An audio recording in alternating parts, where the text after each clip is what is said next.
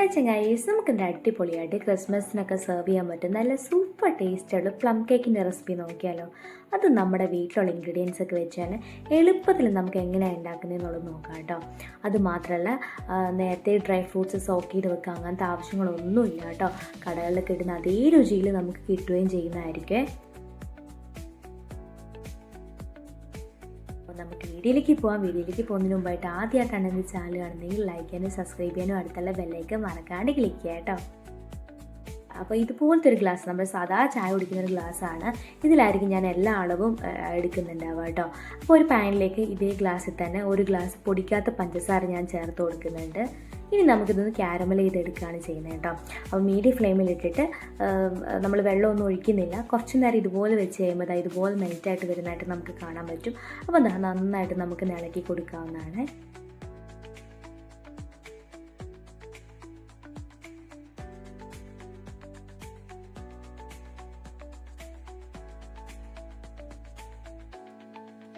ഇപ്പം നന്നായിട്ട് എല്ലാം തന്നെ മെൽറ്റായിട്ട് വന്നിട്ടുണ്ട്.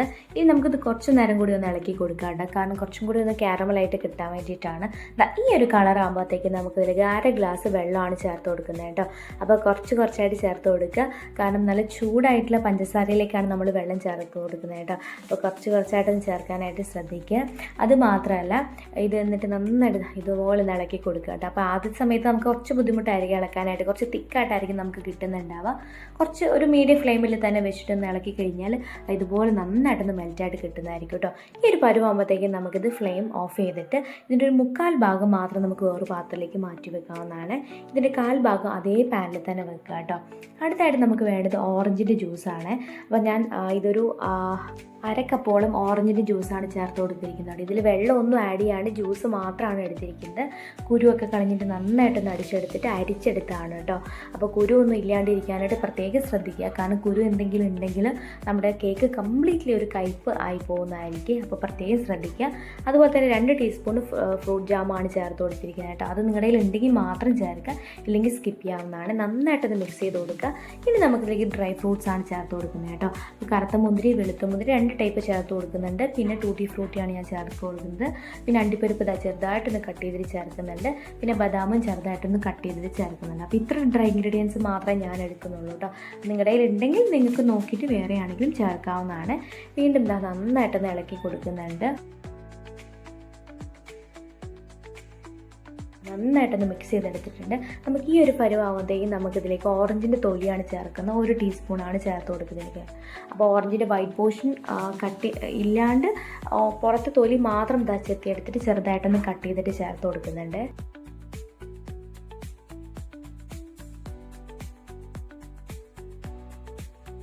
ഈ ഒരു പരുവാകുമ്പോഴത്തേക്കും നമുക്ക് ഫ്ലെയിം ഓഫ് ചെയ്തിട്ട് മാറ്റി വെക്കാവുന്നതാണ്. എന്നിട്ട് ഇതിന് ചൂടൊക്കെ ഒന്ന് കുറഞ്ഞു വരുമ്പോൾ ചെറിയ ചൂടോട് കൂടി തന്നെ നമുക്ക് ഇതിലേക്ക് ഒരു 3 ടീസ്പൂൺ മൈദപ്പൊടിയാണ് ചേർത്ത് കൊടുക്കുന്നത് കേട്ടോ. മൈദപ്പൊടി കൂടി ചേർത്തിട്ട് ഇത് നന്നായിട്ട് ഇളക്കി യോജിപ്പിച്ചെടുക്കുക.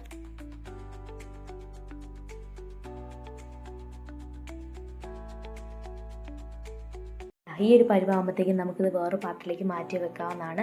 ഇനി ഒരു അരിപ്പയിലേക്ക് ഒരു 1.5 ഗ്ലാസ് മൈദപ്പൊടിയാണ് ചേർത്ത് കൊടുക്കുന്നത്. ഈ ഒരു മൈദപ്പൊടി നമുക്ക് നന്നായിട്ടൊന്ന് അരിച്ചെടുക്കാം.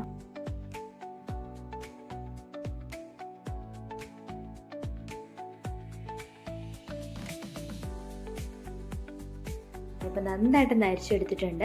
ഇനി നമുക്കിതിലേക്ക് ഒരു 1/2 ടീസ്പൂണ് ഗ്രാമ്പൂവും അതുപോലെ തന്നെ കറുകപ്പട്ടയും കൂടി പൊടിച്ചതാണ് കേട്ടോ. അത് ചേർത്ത് കൊടുക്കുന്നുണ്ട്. 1.5 ടീസ്പൂണ് ബേക്കിംഗ് പൗഡറാണ് ചേർത്ത് കൊടുക്കുന്നത്. അതും കൂടി ചേർത്തിട്ട് നന്നായിട്ടൊന്ന് മിക്സ് ചെയ്ത് കൊടുക്കുന്നുണ്ട്. നമുക്കിതിൽ മാറ്റി വെക്കാം. ഇനി ഒരു മിക്സഡ് ജാറിലേക്ക് ഒരു 3 കോഴിമുട്ട എടുത്തിട്ടുണ്ട്. അതിലേക്ക് ഒരു 100 ഗ്രാം ബട്ടർ കൂടി ചേർത്ത് കൊടുക്കുന്നുണ്ട്. ഒരു 7 ടീസ്പൂണ് പൊടിക്കാത്ത പഞ്ചസാരയാണ് ഇനി ചേർത്ത് കൊടുക്കുന്നത് കേട്ടോ. പൊടിക്കാത്തത് മാത്രമാണ്.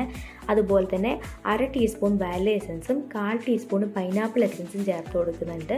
അതുപോലെ തന്നെ ഒരു 1/4 ഗ്ലാസ് ഓയിൽ, റിഫൈൻഡ് ആയിട്ടുള്ള സൺഫ്ലവർ ഓയിലാണ് ചേർത്ത് കൊടുക്കുന്നത്. എന്നിട്ട് മിക്സഡ് ജാറിൽ നന്നായിട്ടൊന്ന് അടിച്ചെടുക്കുക കേട്ടോ.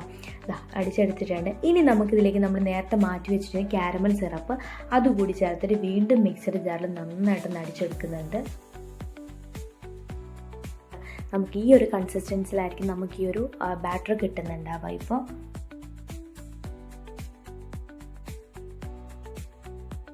ഇനി നമുക്കിതിലേക്ക് നമ്മൾ നേരത്തെ മാറ്റി വെച്ചിരിക്കുന്ന ഡ്രൈ ഫ്രൂട്ട്സിൻ്റെ ആ ഒരു ഇത് നമുക്കിതിലേക്ക് ചേർത്തിട്ട് നന്നായിട്ട് ഇളക്കി യോജിപ്പിച്ചെടുക്കാവുന്നതാണ്. അതിനുശേഷം നമുക്ക് ഇതിലേക്ക് നമ്മുടെ പൊടികൾ നമുക്കിതിലേക്ക് ചേർത്തിട്ട് കുറച്ചായിട്ട് നമുക്കിതിലേക്ക് ചേർത്തിട്ട് വീണ്ടും നന്നായിട്ടൊന്ന് മിക്സ് ചെയ്തെടുക്കുക. ഓവർ മിക്സ് ചെയ്യരുത്, എങ്കിലും ഇതുപോലെ നന്നായിട്ടൊന്ന് മിക്സ് ചെയ്തെടുക്കുന്നുണ്ട്.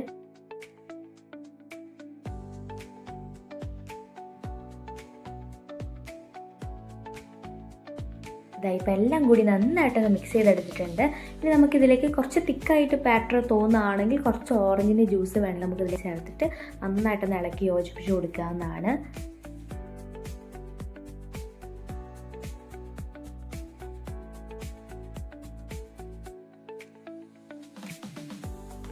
ബട്ടർ പേപ്പർ പുരട്ടിയ ഒരു കേക്ക് ഡബ്ബ ഞാൻ എടുത്തിട്ടുണ്ട്.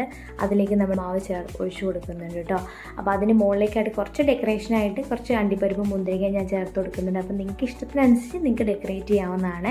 അപ്പോൾ ഞാനിത് ഓവനിലാണ് കുക്ക് ചെയ്തിട്ടുണ്ടായിരുന്നത്. അപ്പോൾ ഫസ്റ്റത്തെ ഒരു 180 ഡിഗ്രി സെൽഷ്യസിൽ ഒരു 10 മിനിറ്റ് പ്രീ ഹീറ്റ് ചെയ്തിട്ട് 170 ഡിഗ്രി സെൽഷ്യസിൽ ഒരു 55 to 60 മിനിറ്റ് ആയിരുന്നു ടൈം എടുത്തിട്ടുണ്ടായിരുന്നു കേട്ടോ.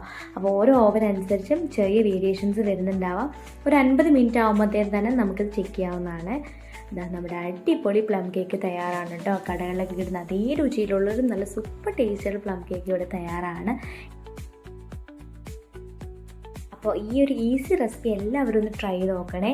അപ്പോൾ വീഡിയോ ഇഷ്ടപ്പെട്ടാൽ ലൈക്ക് ചെയ്യാനും കമൻറ്റ് ചെയ്യാനും സബ്സ്ക്രൈബ് ചെയ്യാനൊന്നും മറക്കരുതേ. അപ്പോൾ മറ്റൊരു വീഡിയോ ആയിട്ട് കാണും വരെ താങ്ക് യു, ബൈ ബൈ.